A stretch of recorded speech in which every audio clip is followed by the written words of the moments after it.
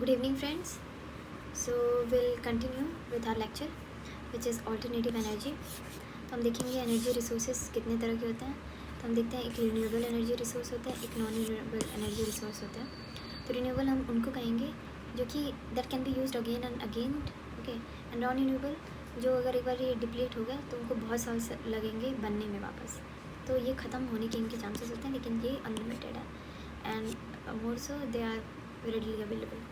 जैसे कि हम सोलर एनर्जी देख सकते हैं, wind energy, hydro electric, biogas, geothermal energy from waste, tidal energy. And then in non renewable energy resources, coal, petroleum, natural gas, atomic energy, shale gas, ये सब non renewable है. Okay. Then comes energy and energy resources. इसके related कुछ important facts देख लेते हैं. The energy obtained through natural process continuously is called renewable energy. Okay. जो natural process से कंटिन्यूसली हम ले सकते हैं उनको रिन्यूएबल एनर्जी बोलेंगे. और रिन्यूएबल एनर्जी के बारे में एक और चीज़ है कि the form of energy which is neither a polluting factor nor it has adverse effect on natural resources. And fossil fuel के बारे में क्या कहते हैं कि those products of plant which were buried under the earth for thousands of year और those fossils of plant which we use as a fuel. फिर आता है fossil fuels. Fossil fuels currently main source of energy हैं और एक बार वो use हो गए तो can not be recovered. The danger of exhausting fossil fuels like crude oil, natural gas is called energy crisis. Then solar energy के बारे में हम पढ़ते हैं. Solar energy के बारे में पढ़ें तो it is a renewable natural source obtained from sun, pollution free, largest depository of alternative energy and maximum use in biotic quantities. फिर आता है essential for photosynthesis of plants. And also the conversion of sunlight into solar energy by photovoltaic technology. Okay. Then uses of solar energy क्या है?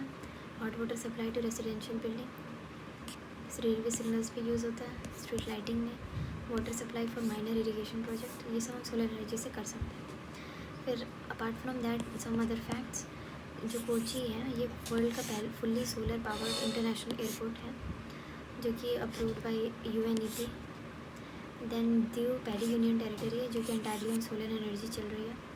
Then biomass gasification, conversion of solid biomass into combustible gas mixture हो रही है thermochemical change की वजह से. फिर हम आते हैं इंटरनेशनल सोलर अलायंस, जो कि अलायंस है 121 कंट्रीज़ का, जो कि लोकेटेड है between the tropic of Cancer and tropic of Capricorn, ये इक्वेटर है. सो जो 121 कंट्रीज़ है जो इनके बीच लाई करती है उनका ये है. बट हम देखेंगे lately there have been countries outside this region also have been made part of this ISA and they have committed to use energy received by sun for their energy रीज. और ये इनाग्रेट कब हुआ था? In 2015 30 नवंबर. Summit था UNCCC के summit में. And Indian prime minister Narendra Modi along with the President of France, Francois Hollande and Ban Ki-moon, the then secretary, inaugurated it. First summit was held in 2018 in New Delhi and its secretariat is in India, Gurugram, and its target is to raise $1,000 billion for investment in solar energy by 2030. They are aiming to make it more affordable and low cost solar energy by the member countries. अब हम देखते हैं other uses क्या है solar energy का. So their use solar cooker, sunlight therapy, artificial satellite, electricity generation by solar plant, solar equipment, water heating, photosynthesis, transportation, ये सारी चीज़ें यूज़ होंगी. फिर बायोडीज़ल. बायोडीज़ल में एक जत्रो का यूज़ होता है. तो जत्रो का है क्रॉप ऑफ बायोडीज़ल. ये स्पीशीज़ है एक फ्लावरिंग प्लांट की and they are resistant to dry environment and harmful insects. So their oil content of 27 to 40% होता है इनकी सीड्स में.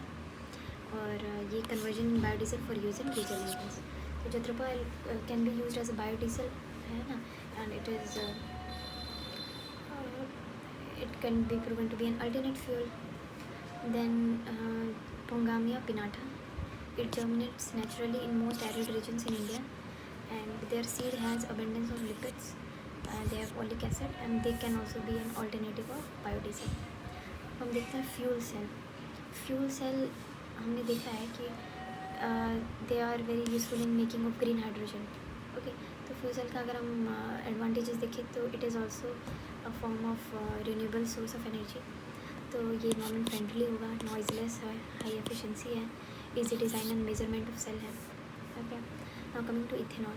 सो ethanol is a famous alcohol और इसका अदर नेम है ethyl alcohol. It is used as a green fuel and its source are substances containing sugars or starches and other source are pine, currant, ferns, fermentation. Okay. और अगर हम other ये sources of biomass की बात करें तो sources of biomass agriculture and domestic waste, municipal solid waste, industrial waste, coconut shell, groundnut husk and paddy husk, sewage, animal waste, forest and wood, ये biomass के सोर्सेस हैं। Asphalt का alternative क्या है? Bioasphalt. National hydrogen energy board कब form हुआ था? 2003 में। Sikkim became fully organic state in 2016। अब हम पॉल्यूशन देखते हैं। Pollution becomes an important topic because due to increase anthropogenic activities there have been lately pollution occurring in any natural form. Like हम air water की तो बात करते ही थे, लेकिन now there are new kind of pollutions also increasing such as कि when the ash dike breaks and then the sludge of the thermal power plants containing such a hazardous elements such as sulfur and all creates havoc in the region, they can make the soil infertile for a longer time. So ये भी एक तरह का pollution है जो कि anthropogenic से हुआ। तो हम देखते हैं, देखिए फिजिकल प्रॉपर्टीज़ के बेसिस पे गैशियस पोल्यूशन हो सकता है, डस्ट पोल्यूशन हो सकता है, thermal pollution, noise pollution and radioactive pollution. और on the basis of origin देखें तो नेचुरल हो सकता है एंड एंथ्रोपोजेनिक। नेचुरल जैसे कि इरप्शन ऑफ वॉल्केनो, ये एक नेचुरल पोल्यूशन है। वहीं anthropogenic industrial and agriculture pollution जो है ये एक एंथ्रोपोजेनिक है, जैसे कि इंडस्ट्रियल और एग्रीकल्चर से जो आ रही है तो एंथ्रोपोजेनिक हो जाएंगे। And depending on parts of the environment, air, water and land. Okay, on the basis of ecosystem देखा जाए तो biodegradable and non biodegradable. Biodegradable pollution क्या हो जाएगा? जैसे house waste, animal excreta and sewage. And then non biodegradable में plastic, DDT, benzene, hexachloride etcetera. Then अब pollution देखते हैं। पोल्यूशन क्या है? It occurs as a result of unexpected change in physical, chemical and biological characteristics of soil, water and air. इसके pollutants क्या हैं? Substances that cause pollution. Anthropogenic, human effect on nature. Anthropogenic environment क्या हो जाएगा? Environment change by human activities. Anthropogenic pollution caused by human. Then we see air pollution. अब एक एक करके हम सारे जो पोल्यूशन है उनको देखते हैं, है ना। It will be fun.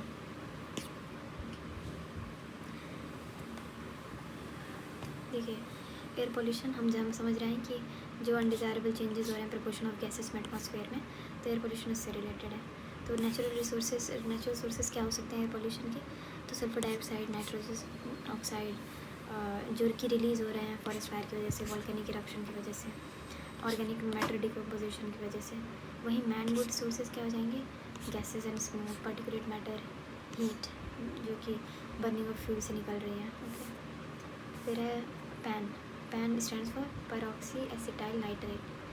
Okay, तो they cause damage to chloroplast, a reduced ability of photosynthesis and growth of plants. This hinders electron transport chain etc. occurring in mitochondria of the cell.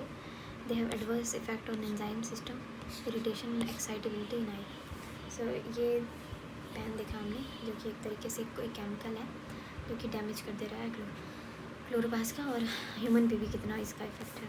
Okay, फिर air pollution को देखा जाए हम तो primary air pollutants में कौन आएंगे? जो डायरेक्टली मिक्स हो जा रहे हैं एयर के साथ, जैसे कि carbon monoxide, carbon dioxide, sulphur dioxide.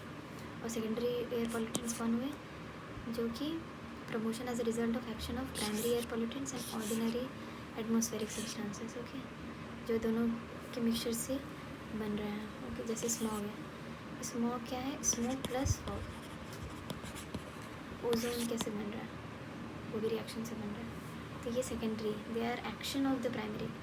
जब ये किसी के साथ रिएक्ट करके कुछ कर रहे हैं, जैसे कार्बन मोनोऑक्साइड अगर suppose in the presence of ozone photochemical smoke बनाता है, तो फोटोकेमिकल स्मोक क्या हो जाएगा? Secondary air pollutant. Then comes lead जो है ये बर्निंग ऑफ पेट्रोल से रिलीज़ होता है, ये भी एयर पॉल्यूटेंट है। And they are used as an anti knocking agent in engines, petrol due to technological upgradation in refinery. Lead free discuss किया जाता है काफ़ी चीज़ें कि the fuel should be lead free and all, because इससे क्या होता है हमारी ब्रेन की डेवलपमेंट रुक जाती है, specially in children, and there is a risk of cardiovascular and respiratory diseases as well. फिर हम आते हैं फोटोकेमिकल स्मॉग में। फोटोकेमिकल स्मॉग क्या है? स्मॉग प्लस फॉग हम जानते हैं ये स्मॉग है, लेकिन जब यही स्मोक जो निकल रहा है ऑटोमोबाइल और इंडस्ट्रीज से in presence of sunlight react with hydrocarbons, तो ये क्रिएट करता है फोटोकेमिकल स्मॉग। ओके, तो हम देख सकते हैं कि सेकेंडरी पॉल्यूटेंट सेम बन रहा है, तो इनका मिक्सचर या कॉम्बिनेशन ही है फोटोकेमिकल स्मॉग। फिर हम देखते हैं फ्लाई ऐश। फ्लाई ऐश क्या है? जो थर्मल पावर प्लांट्स हैं उनसे जब कोल बर्न हो जाता है तो उसका लेफ्ट आउट जो होती है, जिसे हम राख भी कहते हैं, तो फ्लाई ऐश उसको बोलते हैं। उसका बेनिफिट्स क्या है? उससे हम रॉक बना सकते हैं, ब्रिक्स बना सकते हैं जो कि लाइट वेट होंगे और स्ट्रॉन्गर होंगे देन सीमेंट ब्रिक, और they can be used in landfill and mines fill, and soil water retention capacity बढ़ा सकते हैं फील्ड की, अगर हम उसको छिड़क दें अपने फील्ड में। ओके, और लॉसेस क्या है? इससे रेस्पिरेटरी सिस्टम पे एयर क्वालिटी डिक्रीज़ होगी, and it inhibits the normal transpiration and photosynthesis. वहीं कार्बन मोनोऑक्साइड का देखें तो कार्बन मोनोऑक्साइड एक colourless and highly toxic gas है, and they are primary air pollutant, and they are existing for short time in the atmosphere. Okay, क्योंकि तुरंत ये कुछ देर बाद CO2 में कन्वर्ट हो जाती हैं, और इनका 90% अमाउंट जो है नेचुरल सोर्सेज से आता है, such as volcano, bush fires and etcetera, and they combine with our haemoglobin, जिससे वो कार्बोक्सी हीमोग्लोबिन बनाते हैं, और उससे रिड्यूस होता है ऑक्सीजन कैरिंग कैपेसिटी हमारे ब्लड का। फिर है साइक्लोन सेपरेटर। साइक्लोन सेपरेटर से हम क्या समझते हैं कि ये साइक्लोन है, उसे देखिए साइक्लोन सेपरेटर कुछ नहीं करता, ये कुछ पार्टिकल्स को हटा के प्योर एयर देता है। मतलब ये इनलेट आप देख लीजिए और ये आउटलेट देख लीजिए, पॉल्यूटेड एयर गया और प्योर एयर बाहर आया। कैसे हुआ? देखिए एक्यूमुलेटेड जो पार्टिकल मैटर था उसका निकल गया। तो ये एक तरीके का फिल्ट्रेशन टेक्निक है जो कि यूज़ होता है to make the air pure, है ना।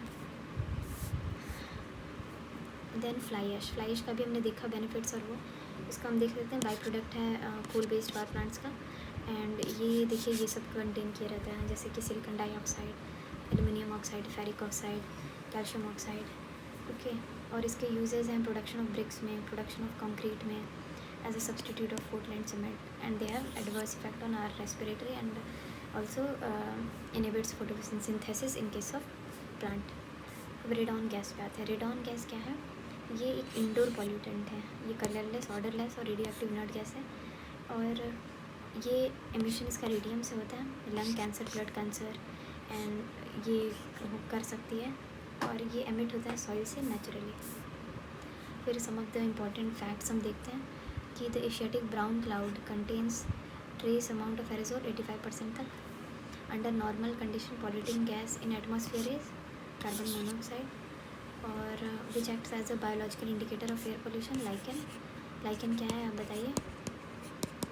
फंगापेलस एल्गी का सिम्बाइसिस। Then pollutants that are decomposed into simpler harmless substances in nature over time, biodegradable pollutants उनको बोलेंगे। And major pollutant found in cigarette smoke, carbon monoxide, hydrogen cyanide, nitrogen oxide and benzene. वैसे तो अगर exam में अगर और भी खतरनाक केमिकल्स के नाम लिखे कि सिगरेट स्मोक से या फिर पेंट से या फिर और भी चीज़ों से, तो आपको ऑल ऑफ द अबव ही टिक करके आना है, क्योंकि वी डोंट नो ना कितने प्रोपोर्शन में है वो amount, because they are generally very dangerous only. फिर हम आते हैं इंपॉर्टेंट और internationally efforts are being made to reduce sulphur emission under Helsinki protocol 1985। Acid rain cause due to emission from Mathura oil refinery is harming beauty of Taj Mahal. Norway and Sweden receive more acid rain due to SO2 and nitrogen oxide emitted from the mill located in Germany and UK. Then acid rain is called as the lake killer. Acid rain information center has been established in Manchester, England. Rather information eutrophication हम समझते हैं कि जब increase in amount of biotic and abiotic nutrient होता है पानी में, तब हम कहते हैं। और फिर highest amount of BOD found in Ganga river कहाँ पे? कानपुर से प्रयागराज में जहाँ बहती है वहाँ पे बहुत ज़्यादा BOD है, मतलब कि उसमें ज़्यादा ऑक्सीजन डिमांड है, मतलब it is very difficult for the aquatic life that are there to survive. Then abiotic pollutant polluting the ground water, arsenic, absorption of arsenic जो है ये पैडी प्लांट्स कर लेते हैं। फिर भी come to the combustion of fossil fuels, emission of NO2। तो fossil fuel देखिए हम ये इसमें प्रोसेस देख रहे हैं कि कैसे कंबशन ऑफ फॉसिल फ्यूल क्या क्या कर सकता है। देखिए हैवी पार्टिकल है, इम्पैक्ट करेगा सिटी को बाय रेन से, डिकम्पोजिशन होगा तो दिक्कत होगी, और अगर हमारे आई थ्रोट में चल गया तब भी दिक्कत होगी। अगर डिकम्पोजिशन करता है इंफ्रास्ट्रक्चर का, उससे इकोनॉमिक एंड कल्चरल लॉस होगा। देन जो उसका लाइट पार्टिकल है फ्यूल का, उससे क्या होगा, एसिड रेन होगी। फिर एसिड रेन के इफेक्ट्स तो हम देख ही रहे हैं। फिर कुछ इंपॉर्टेंट देख लेते हैं कि एसिड रेन का इफेक्ट एक्वेटिक सिस्टम पे क्या होता है। देखिए एसिड रेन जहाँ जाएगा तो अपना उसका pH लो करेगा, जिससे कि and of tissue salt balance होगा। Then food poisoning, then lack of food for not just frog but various animals, formation of mucus over gills, disturbance in absorption of oxygen, black foot diseases in animal, fish death, fish egg hatching hampered. तो हम देख रहे हैं कितना adversely effect कर रहा है वो चीज़ों को। Then coming to water pollutants, water pollution शुरू हो गया ऑब्वियसली।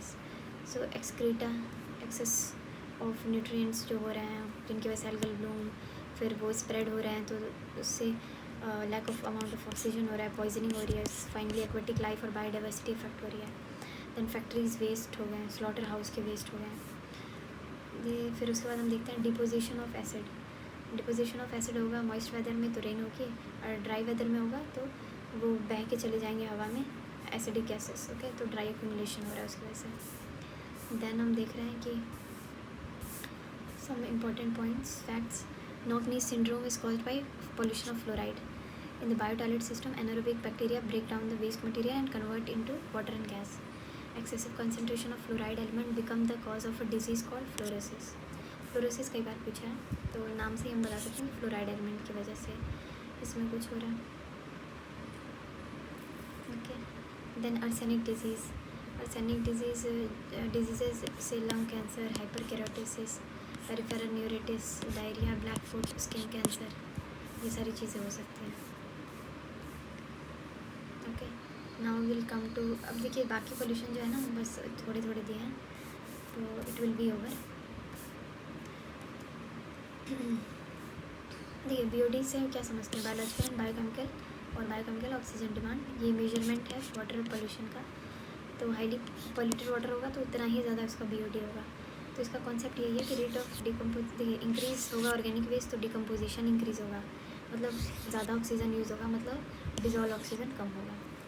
फिर मरीन पोल्यूशन 1948 में IMO इस्टेब्लिश्ड हुआ था for the purpose of marine pollution का चेक करने के लिए, एंड ओरिजिनल नेम इसका inter governmental maritime consultative organisation का हेडक्वार्टर लंदन में, एंड UN की स्पेशलाइज एजेंसी है। अब नॉइज़ पोल्यूशन देखते हैं। Normal noise produce by an object को हम साउंड बोलते हैं, जो अनप्लेजेंट साउंड होता है उसको नॉइज़ बोलते हैं, and producing loud sound in environment without anticipating it's adverse effect is called noise pollution.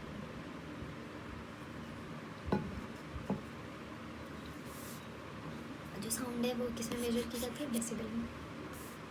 फिर हम देखते हैं कि कौन कितना साउंड प्रोड्यूस कर रहा है, तो हम लोएस्ट और हाईएस्ट देख लेते हैं।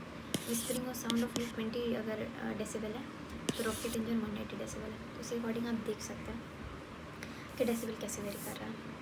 फिर उसके बाद सॉइल पोल्यूशन। देखिए अब बाकी जो टॉपिक्स हैं ना वो अब कहते हैं स्टैंड अलोन टॉपिक्स आएंगे, वो आपको चीज़ें पता होंगी, so I try to summarise it rather than just reading word by word, ठीक है। तो अब सॉइल पोल्यूशन से क्या समझते हैं कि जब मैन्योर और फर्टिलाइज़र यूज़ होते हैं उनसे क्या होगा, toxification in ocean currents, increase in amount of phosphorus and nitrogen. देखिए ओशन करेंट्स पता नहीं यहाँ पे क्यों ला दिया, हम सॉइल की बात कर रहे हैं। तो पेस्टिसाइड यूज़ होंगे तो इंक्रीज़ होगा amount of phosphorus nitrogen, algae growth होगा, एडवर्स इफेक्ट होगा, ये ओशन पे शायद, हाँ ओके। अगर यूज़ ऑफ मैन्योर ओशन में हो रहा है तो फिर कैसे ये पूरा प्रोसेस हो रहा है वो दिखा रहा है इसमें। देखिए ना नेगेटिव इम्पैक्ट कैसे हो रहा है मरीन इकोसिस्टम में, तो ये चीज़ हम समझ चुके हैं। और सॉइल पोल्यूशन का इफेक्ट क्या होगा, सेम सब में हमको वही कहानी लिखनी है कि स्टेक होल्डर्स दिमाग में रहें, इन्वायरमेंट है, मैन है, इकोलॉजी है, और भी एक्वेटिक एनिमल्स हुए, फिर उनका फूड सिक्योरिटी, हमारा फूड सिक्योरिटी, फिर उसके बाद क्लाइमेटिक फैक्टर्स, ये सब कुछ इन्वॉल्व करके हमें लिखना है, जैसे global warming, soil acidification, then कैसे वो एंटर कर जाएंगे ह्यूमन्स में, soil erosion, death of micro organisms, alkalisation, soil alkalisation, then deadly diseases, loss of fertility for the crop. Okay, फिर हम आते हैं नाइट्रोजन पोल्यूशन। तो नाइट्रोजन जब एक्सेस होगा तो नाइट्रोजन पोल्यूशन करेगा, और देखेंगे क्या क्या सोर्सेस हैं पहले तो नाइट्रोजन पोल्यूशन के, जैसे केटल वेस्ट हो गया, पोल्ट्री वेस्ट हो गया, आर्टिफिशियल नाइट्रोजन फर्टिलाइज़र हुआ, ये सब हमारे नाइट्रोजन की वो बढ़ाते हैं, which is harmful for the atmosphere, और उसकी वजह से when released in the environment they are very harmful. For plastic pollution, we know that it is non-biodegradable. Plastics are non-biodegradable and they are here forever, so they have a very very dangerous impact on our ecosystem. देखिए polythene का polymer है, किसका polymer है, ethylene का है, और plastic bags जो है पॉलीमराइजेशन ऑफ इथाइलिन से होते हैं, they are non degradable pollutants and radio active and other gas pollution अब देखते हैं। तो जैसे भोपाल गैस ट्रेजेडी में कौन सा एलिमेंट रिलीज़ हुआ था, केमिकल मिथाइल आइसोसाइनेट, जो कि यूज होता है प्रोडक्शन ऑफ कार्बोनेट पेस्टिसाइड में। Okay, then date of the nuclear accident जो कि चेरनोबिल यूक्रेन में हुई थी 1986 में, इंडिया वाला 1985 में हुआ था। Use of nuclear energy is often causal factor of thermal pollution. Okay, फिर इफेक्ट क्या है रेडियो एक्टिव पोल्यूशन का, सोमैटिक एंड जेनेटिक। देखिए ये फिजिकल आपका इम्पैक्ट करेगा health, and then it is going to impact your gene also, तो it is going to continue generation by generation, so that adverse is its impact. फिर bioremediation से हम समझते हैं क्या है। देखिए बायो रेमिडिएशन मतलब होता है कि माइक्रो ऑर्गेनिज्म का यूज़ करना for the purpose of remediation. Okay, अब वो कॉन्टेमिनेंट सॉइल हो सकती है, वाटर हो सकता है, या फिर वहीं ऐड करना, जैसे अब देखिए बायो रेमिडिएशन टेक्नोलॉजी है वो इन सिटू भी हो सकती है, मतलब आप किसी चीज़ को ट्रीट कर रहे हैं उसके हैबिटेट में ही। तो देखिए बायो वेंटिंग मतलब क्या होगा, बायो वेंटिंग मतलब when contaminant is at great depth, air and nutrient are added to the soil through well. Okay, फिर बायो स्टिमुलेशन क्या है, helps in growth of microorganism by sending nutrient to soil. Biosparging concentration of oxygen in the underground water is increased. Bioaugmentation number of microorganism in polluted place by bringing microorganism from other place. और वहीं XC2 में आ जाएगा composting, biopiles, bioreactor and land farming. Okay, I hope this is clear, क्योंकि इनका हम देख सकते हैं कि हम माइक्रो ऑर्गेनिज्म को ग्रोथ को किस तरीके से यूज़ कर रहे हैं रेमिडिएशन में। ओके, फिर इसकी डेफिनेशन है process of detoxification of environment through means of microbial organism. Technique है clean up pollution by enhancing biodegradation process, uses clean surface water, ground water, soil and restoration of ecosystem. हमने देखा in situ and ex situ. Okay, pollution affected areas में जब bio remediation होता है तो इन सिटू बोलते हैं, और जब ट्रांसपोर्ट करते हैं उस पॉल्यूटेड सब्सटेंस को अनदर प्लेस में फिर उसके बाद ट्रीट करते हैं तो उसको एक्स सिटू बायो रेमिडिएशन बोलते हैं। फिर उसके बाद ऑयल ज़ैपर क्या हुआ, हमने देखा होगा कि ऑयल लीक्स का हमने काफ़ी सुना है कि जो शिपिंग्स होती हैं उनके लीक हो जाते हैं ऑयल्स वगैरह, तो ऑयल ज़ैपर हेल्प करता है वो चीज़ हटाने में। तो ये डेवलप्ड बाय द जो इंडिया का इंस्टीट्यूट है, the energy and resource institute, इन्होंने ट्रीटमेंट ऑफ ऑयली स्लज के लिए इको फ्रेंडली टेक्नोलॉजी निकाली। ये बेस्ड ऑन बायो रेमिडिएशन थी और इन्होंने 5 बैक्टीरियाज मिक्स करके बनाया था। अब हम देखते हैं पॉल्यूशन और डिजीजेस, ये बहुत बार पूछा गया है तो आप याद कर लीजिए। M for mercury, M for Minamata, cadmium, itai, nitrate, blue baby syndrome, and देखिए नाइट्रेट का कलर ब्लू है तो blue baby syndrome. Then fluoride ion से फ्लोरेसिस, कैडमियम का आपको ध्यान रखना है, इटाई। देखिए कैडमियम जो है अगर एक्सेस हो गया ड्रिंकिंग वाटर में तो इटाई होगा डिजीज़, जिससे जॉइंट्स और बोन्स में सीवियर पेन हो सकता है, और अगर वो रेस्पिरेटरी पॉइजन भी हो सकता है और हार्ट डिजीज़ भी कर सकता है। ओके, अब फिर मर्क्यूरी पे आता है। मर्क्यूरी का कंजम्पशन जो है वाटर के थ्रू मैक्सिमम किया जाता है तो मीनामाटा डिजीज़ हो जाएगी। वही सबके सिम्टम्स रहेंगे, इट्स इज टॉक्सिक्स, तो हमें ये एडवर्स इफेक्ट हो सकते हैं, deafness, blood eyes, mental imbalance, senselessness. फिर एफ्लाटॉक्सिन क्या है, ये एक फंगस द्वारा होता है, ये कार्सिनोजेनिक होता है, डिप्टरमेक और लिवर कैंसर। ओके, तो एफ्लाटॉक्सिन आप समझ जाइए, एस्परगिलस फ्लैवस एक फंगस है वही करता है इसको। फिर पीओपीज क्या है, persistent organic pollutants, organic compound resistant to degradation in the environment, ये एवर लास्टिंग ऑर्गेनिक पॉल्यूटेंट है। इसका ट्रांसमिशन होता है one place to another, ability to accumulate in human and animal tissues. Okay, POPs. नाम से यह है कि they are persistent, they are not going to degrade, persistent organic pollutants. तो जैसे एयर पॉल्यूटेंट्स और उसकी वजह से अफेक्टेड ऑर्गन्स हम पढ़ते हैं अभी। तो एस्बेस्टोस डस्ट जो होता है लंग्स को अफेक्ट करता है। लेड जो है सेंट्रल नर्वस सिस्टम को अफेक्ट करता है। मर्क्यूरी स्टमक को। कार्बन मोनोऑक्साइड ब्लड वेसल्स को। एंड कार्बन मोनोऑक्साइड से डैमेज ऑफ हार्ट भी हो सकता है। ऑक्साइड ऑफ नाइट्रोजन से कैंसर। डस्ट पार्टिकल से रेस्पिरेटरी डिजीज। लेड से सेंट्रल नर्वस सिस्टम। ओके, अब कुछ फैक्ट्स दिए हुए हैं जो कि हमने पढ़ ही रखे हैं मोस्टली। तो देख लीजिए कि size of respiratory microscopic particles 2.5 microns तक फ्लोट कर सकते हैं। और मस्टर्ड सीड्स में कौन सा डेल्टारिन डालते हैं, ये अर्केनियम seeds. Disease cause by prolonged exposure to an environment surrounded by asbestos fibre, asbestosis. और फिर बर्निंग ऑफ गार्बेज जो करते हैं इंसिनरेटर्स उसको बोलते हैं। इंसिनरेटर्स हेल्प करते हैं बर्निंग ऑफ गार्बेज में। कोल कंबशन से ये गैसेस रिलीज होते हैं। फिर वाटर कंजर्वेशन से रिलेटेड है कि वर्ल्ड वाटर डे कब सेलिब्रेट करते हैं, 22 मार्च। वर्ल्ड बायोडाइवर्सिटी डे ऑन 22 मई। फिर फर्स्ट वर्ल्ड वाटर डे 1993 में सेलिब्रेट किया गया था। एंड द यूएन वाटर जो है is being run since 2003। Rajendra Singh the chairman of Tarun Bharat Sangh, इनको वाटरमैन ऑफ इंडिया कहा जाता है। फिर there are some other related facts, I don't think so इतना इम्पोर्टेंट है, लेकिन हम एक बार पढ़ लेते हैं। जैसे national lake conservation project was launch as a centrally sponsored scheme by union minister of environment forest and climate. The name of new scheme created in February 2013 by merging two schemes, National Lake Conservation Plan and National Wetland Conservation Program. Notes, the leaves of plants found in the desert are often modified into spike to prevent water loss. Water pollution and prevention, main goals of National Water Mission. So packaging water bottles जो होते हैं वो ये process follow करते हैं। Okay, I don't think सो ये इतना important है। फिर उसके बाद आपके इम्पोर्टेंट लेक्स आ जाएंगे। देन गंगा बेसिन पे जो किया जाएगा। एक्चुअली द थिंग इज़ कि ये थोड़े से ओल्ड टॉपिक्स हैं, ठीक है। आपको करंट अफेयर से रिसेंट टॉपिक प्रिपेयर करना पड़ेगा जो कि ज़्यादा इंपॉर्टेंट है एग्जाम पॉइंट से व्यू से। Okay, so there is no point कि मैं वर्ड वाइड वर्ड अभी इन सब चीज़ों को कराऊँ। I think we have covered sufficiently and most part of this PDF. So let me know if you need some help regarding the other topics of the environment. I'll be more than happy to help. So thank you. We'll meet in the next playlist series of another subject. Thank you everyone.